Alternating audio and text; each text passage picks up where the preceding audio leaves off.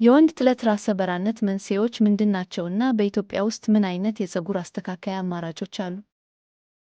በወንዶች ላይ የፀጉር መርገፍ ሊሆን ይችላል።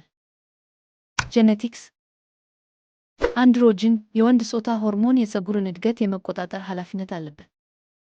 ካንሰር፣ የአንዳንድ መድኃኒቶች የጎንዮሽ ጉዳት፣ የታይሮይድ ሁኔታ፣ የተመጣጠነ ምግብ እጥረት፣ የአካባቢ ሁኔታ፣ የፈንገስ ኢንፌክሽን ወይም የራስ ቆዳ መድረቅ። በኢትዮጵያ ዘመናዊ የፀጉር ንቅለ ተከላ ቴክኖሎጂዎች አሉ። ከነዚህም መካከል ፋዌኪያዋር ሄኔድ ኤክስትራክሽን እና ፋዌኪያዋር ሄኔድ ትራንስፕላንቴሽን ይገኙበታል። እነዚህ ዘዴዎች ፀጉርን ከአንድ ቦታ ወደ ሌላ ቦታ በመውሰድ ራሰ በራነትን ለመሸፈን ያገለግላሉ።